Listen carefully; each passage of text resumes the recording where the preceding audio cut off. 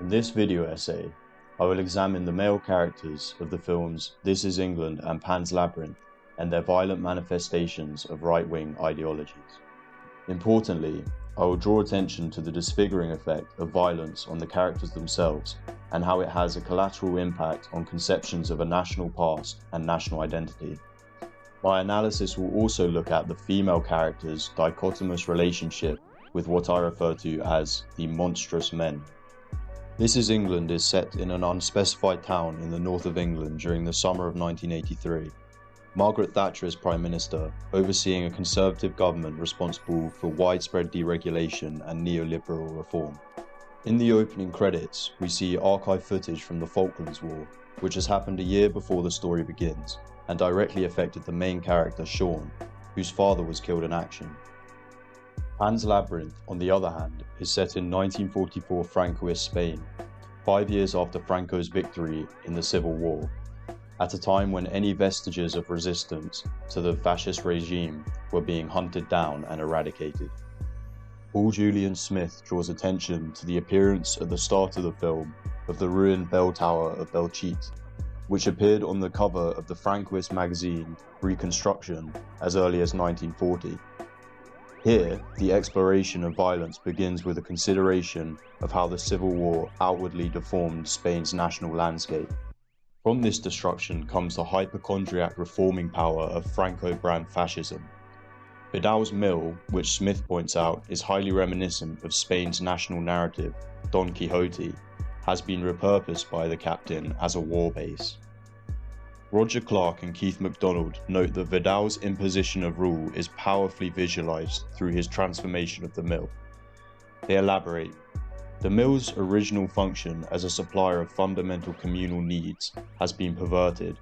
The mill wheels lie abandoned at the rear of Vidal's study, to be replaced by the wheels and cogs of his father's watch, over which he pores obsessively. The male's potential for violence is demonstrated at the start of both films through a physical disfiguring of his environment. Vidal's obsessive-compulsive reconfiguration of the mill erases its historical attachment to a community which he considers to be now degenerate. The parallel in This Is England is a scene in which Sean and his newfound friends deface the abandoned interiors of a council estate. Though seemingly innocent, the randomness of the boys' destruction as they take their hammers to kitchen cupboards and sinks speaks of a deeper sense of directionlessness amongst the working class of this era, whose broad manifestation of violence could be potentially refocused on the harming of human bodies. Anna Dyer notes that the words of Margaret Thatcher form a significant portion of the film's soundtrack.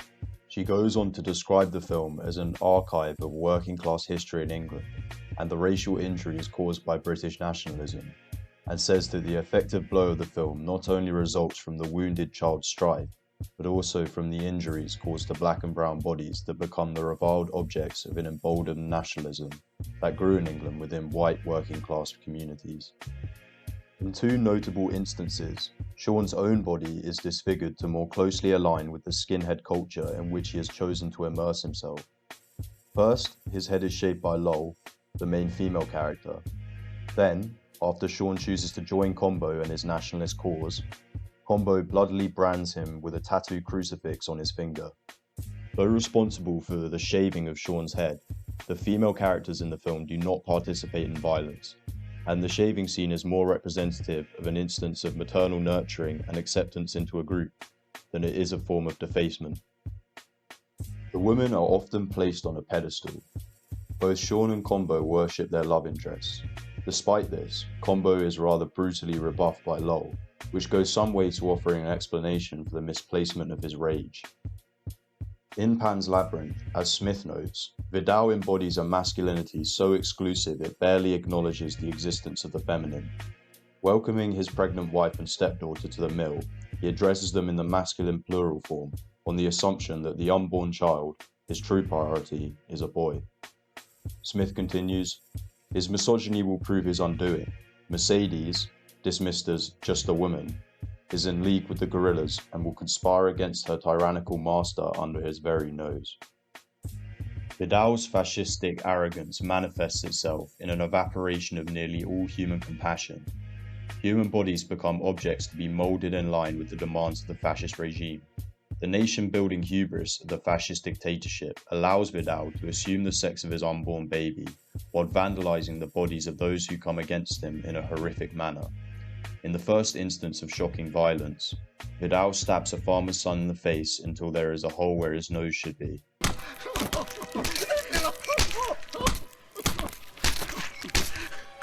Vidal's acts of violence subliminally justify themselves from a fascist perspective by incurring physical deformity in the victim, thus consolidating the superiority of the perpetrator.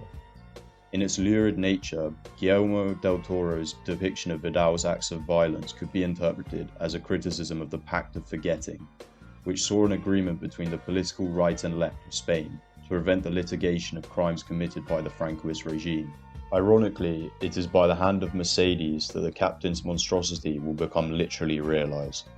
After the captain discovers Mercedes' betrayal, he takes her to the barn to presumably torture or rape her, but Mercedes, who habitually carries a knife concealed in the fold of her apron, cuts away the rope binding her hands and slices open the captain's cheek.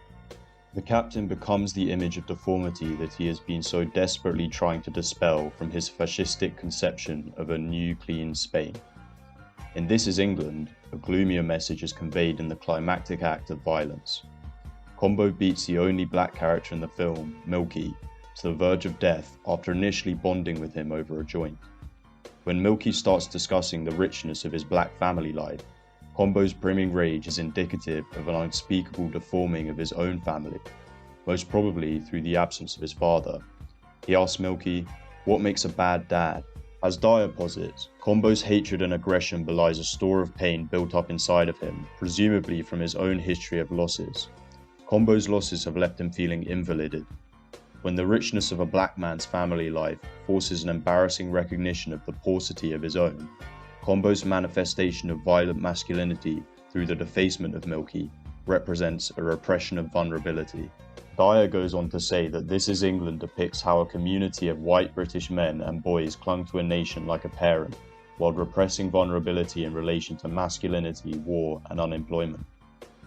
Combo's vandalizing of Milky's body excludes Milky from Combo's own conception of a new, clean country. More significantly, however, this act of nationalist realization is entirely personal. England, as a nation, is intrinsically tied to Combo's own sense of masculine identity, and in this way it is inherently representative of his father. To physically deface Milky, who now only offers reminders of the monstrous reality of his father, who presumably abused or abandoned him, is to transfer the blame onto a black man and ideologically separate from feelings of impurity within Combo's own sense of self. However, the instinctive desire to pursue his hopes of a new, clean future, detached from painful connections to a traumatic past, is complicated by the reality of his crime, for which he will almost certainly be punished.